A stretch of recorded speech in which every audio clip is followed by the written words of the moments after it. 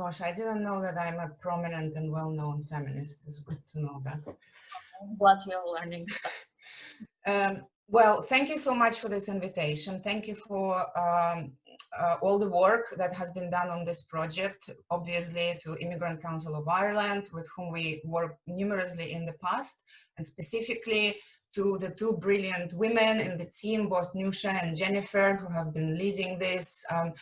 I will try to be short and concise, and what I'd like to share with everyone, so much has been said, particularly on the assistance of victims from the perspective of specific services and trauma, addressing trauma. I would like to bring it back a little bit to the European scope, which is the area of our work as a network, and we are a feminist platform, and we're proudly led by migrant women. And this means that the victim and survivor-centered approach that this project is taking, and the peer mentoring that is developed through this project is particularly important and close to our heart. I think the most logical for me would be to give you a picture of what has been happening based on the assessment of our members through different European countries in terms of trafficking of women, migrant women for sexual exploitation in the context of pandemic, and how this relates to the results of this report and what we're to expect, I think, in the long term. So I want to say that our network recently has partnered with Reuters Foundation, who very helpfully gave to us a team of 17 lawyers who has been doing an assessment of the access to fundamental rights across Europe of undocumented women. And we also have been in touch and did the in-depth interviews and focus groups with our members to see how their services have been impacted. And of course, a lot of our members are direct service providers, and a lot of them are working with women sexually exploited, women in prostitution, victims of various forms of male violence.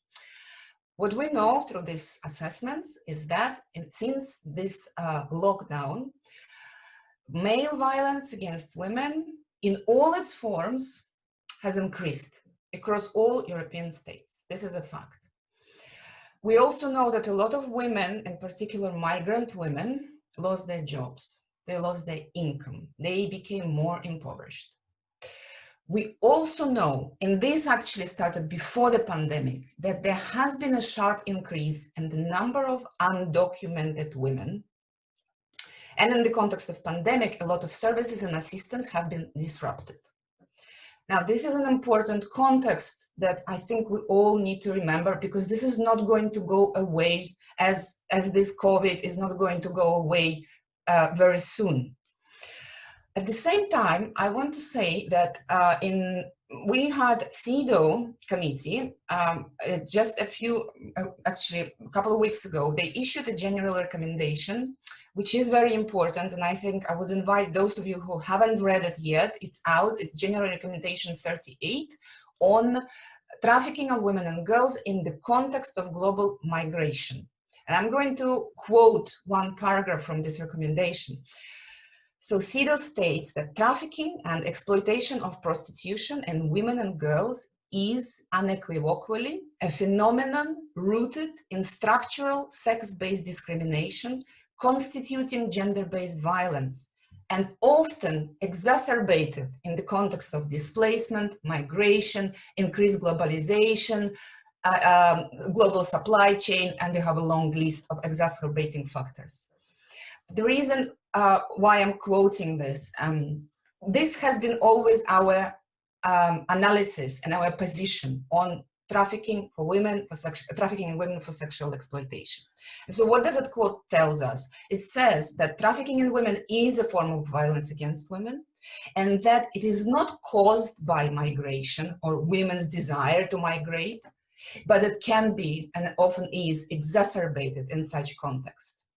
This has been our positions, and through this position, I'm looking at what we heard from our members through the series of interviews in the last several months. So what we have that women exploited in the system of prostitution are not being identified as victims of trafficking. Considering the scope and proportion of the sex trade in Europe, they're not being enough identified. The standards and criteria for identification remain heavily focused on transportation, ignoring these crucial elements such as positional vulnerability, power, very importantly, history of sexual abuse and domestic violence, forced marriage, and extreme poverty. This means for migrant women in Europe that the large majority of women who are victims of trafficking, in fact, right now, do not have access to justice, compensation, the legal status.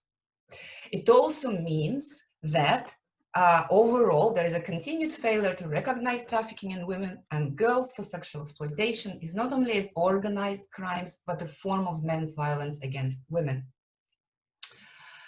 So we have seen this through the pandemic, and this was also the case before. And I also want to say that there are certain specific elements that I want to emphasize that our members witnessed. So I already said that men's violence against women increased. And what does it mean exactly? It deepened and it took new forms during the pandemic. For example, since February, this is not something new, but this has expanded. We have seen women that are being traded by their boyfriends as means of compensation for their lost income, offline and online. We have also seen women murdered by the same boyfriends who act as their traffickers, as well as murdered by the so-called sex buyers. We also have seen the increase in the dependency of these women on their pimps and on their exploiters. In terms of health, including psychological health, since the pandemic, this was already said, but I want to emphasize this, we have seen the sharp increase in depression, post-traumatic stress, maternity and reproductive health problems, and women not being able to access the services because the services are under severe pressure and because they're migrant women and they will be asked 100 times about their legal status and whether they're entitled at all to access these services. So this happens at the same time at the background of the disruption and diminishing of the actual services provided and the prevention programs. In terms of compensation and access to income and money, the loss of any income that happened to migrant women during pandemic and exclusion of most of them by the member states from the COVID compensation measures. 2 minutes, I see it, is very important because we're speaking about a very large group of women, particularly those who are employed in domestic work, who have been pushed literally in the streets.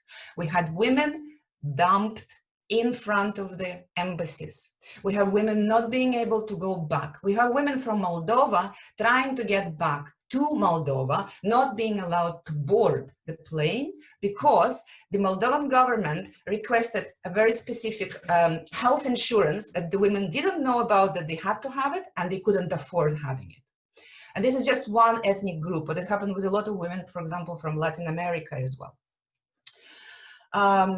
Finally, I want to say that since February, we have seen sharp increase in the demand for services provided by our members and similar organizations. Many of you are present here, who witnessed the women who were their users in the past. So the demand increased in counseling, psychological support, advice on compensation, food packages, child support, telephone card, interpretation, and many other things. At the same time, what we saw is that some women who were previously the users of those services, they disappeared. As I said, they fall into bigger dependency of their pimps, and because there has been a reduced physical context, a lot of members had to switch to working with women on the phone. They're not able critically and adequately assess the situation of these women. This is what our members have reported.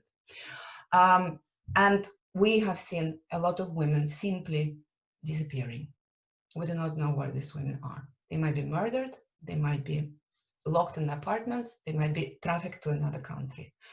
I'm sorry for giving this grave picture, but this is very important, and we do not foresee this is becoming easier in the next month, and we think it's very important to be aware and alert about this. Thank you.